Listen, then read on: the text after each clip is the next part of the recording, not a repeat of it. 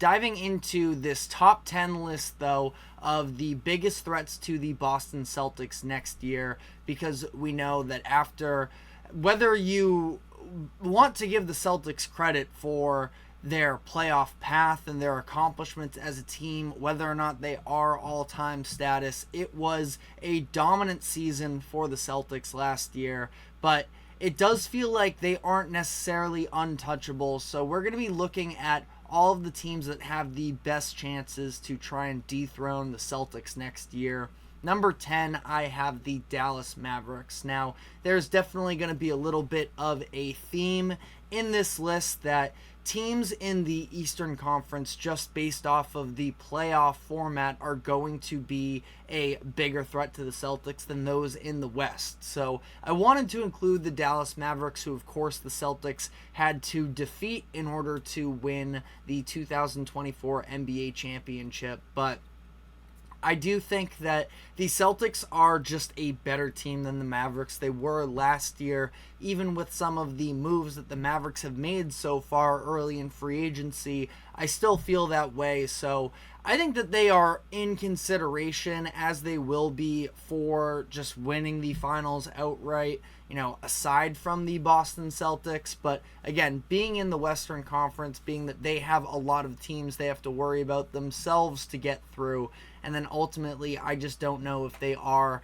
a mismatch for Boston, so I have them coming in at number 10. Number 9, I have the Orlando Magic, and I really wanted to have them higher on this list. I'm just a fan of the Magic. I think it's just the youth movement.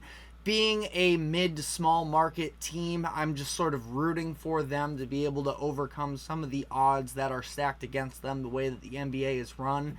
And I'm a very big fan of Paolo Banchero, and not just him, but a lot of the young talent that they have in Orlando. And then they signed Kentavious Caldwell-Pope this offseason to a new contract. I think he fits in great. I know that a lot of people are down on the move, but I like the decision for them to draft Tristan da Silva with the, I believe it was 18th overall pick, to provide some spacing there as well. And the Magic are a team that ultimately, when I had to take a step back, the chances that they were going to defeat the Celtics in a potential playoff series, the Magic still need to have their sort of emergence into the playoffs. They at least made it last year, pushed the Cavaliers to 7, but I think they are probably one more sort of run into the playoffs is what they need before they're able to be put in any world next to the top contenders in the league. And so ultimately, given all that, I put them at 9th, but I do feel like the Magic on any given night can be one of the toughest matchups for the Celtics based off of their defense and their switchability on that end of the floor as well. You just also know when it comes to the Magic, there is a lot to be proven in terms of the reliability of their offense. So that's ultimately why I have them as low as they are. Number 8, I have the Cleveland Cavaliers. So, yes, they just went out and re-signed Donovan Mitchell to a new contract extension, and the Cavaliers are feeling good about themselves, but I still have my doubts in terms of what the identity of this team is. Obviously, it runs through Donovan Mitchell, but what are they going to be excellent at? And I just don't know if there is, one blanket statement of they are really good at this. They're a really talented roster is kind of what I see them as, but I just don't know about the fits with one another. So I have them lower than I was really expecting to in this list as well, because number 7, right above them, I have the Indiana Pacers, because I at least feel better about knowing what the Pacers are going to bring on a night-to-night basis in terms of a fast pace that is able to catch older or less athletic teams off guard, an elite offense, and I just think that that's something the Pacers could at least lean on, that they would pose a different type of threat to the Celtics than a lot of these other teams, including the Cleveland Cavaliers, probably could. And granted, the Cavs won a game against the Celtics last year, and that was even with Donovan Mitchell missing a couple games, but I still think that the Pacers ultimately played them tougher on a consistent basis, even when they did lose Tyrese Halliburton for those last 2 games. So really, this 10-7 stretch here I view as more of the long shots, but teams that do deserve recognition for being very talented and could provide tough outs to the Celtics. Now, I have a little bit of a different tier here for these next 2 teams, which is good competition, but in the Western Conference, so not exactly in the way of the Boston Celtics. Number 6, I have the Oklahoma City Thunder, where a lot of people have made the comparisons of the Thunder being a little bit of a younger version of the Celtics, being led by your one main star and then having just a ton of positional flexibility, defensive versatility around them. Everybody can shoot, they can play a 5-out type of game. Now, the Thunder needed to at least have that wrinkle for when you need to go a little bit bigger. What is their option?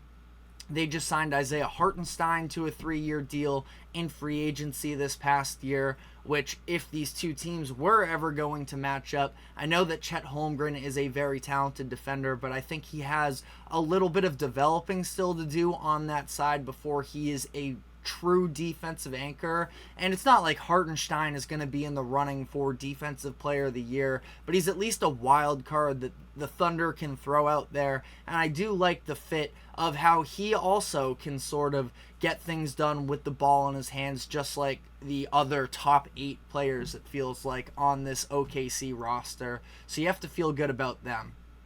Number 5, sort of same deal. The Minnesota Timberwolves would absolutely be higher if the Celtics were going to have to face either one of these teams before making it to the finals, but they're in the other conference, so they're not quite as big of challengers, but another would be an incredible finals series. I think either one of these, if they were to take place, the Anthony Edwards versus Jason Tatum. I know that it's a little bit weird to say, because I wouldn't say it's a rivalry, but we have all these conversations about who's going to be the next face of the league. A lot of people were sort of getting down to Anthony Edwards or Jason Tatum. Now, Tatum's now 26 and Edwards is 22, so again, I don't think it's a perfect comparison, but they're both in the conversation.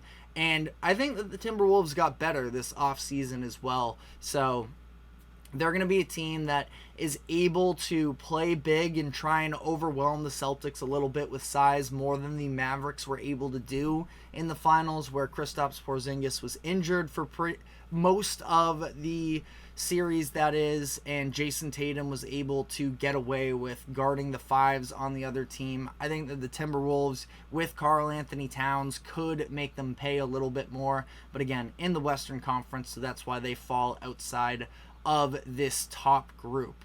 Now, moving on to these next couple teams here, I would say that the Celtics would definitely be favored, but could be a close Eastern Conference Finals series. Number 4, I have the Milwaukee Bucks. And the Bucks are a team that we're going to be talking about shortly here in the show that, yes, their offseason has been a little bit underwhelming, but I'm still not ready to fully turn the page on a team led by a top 2 player in the league when healthy in Giannis Antetokounmpo. And I know that I believe that Giannis is going to be healthy from here on out. Now, obviously, the body type with him, you do have to have some level of concern, but I think he's going to be all right, and I believe that the connection between him and Damian Lillard is only going to be better next year.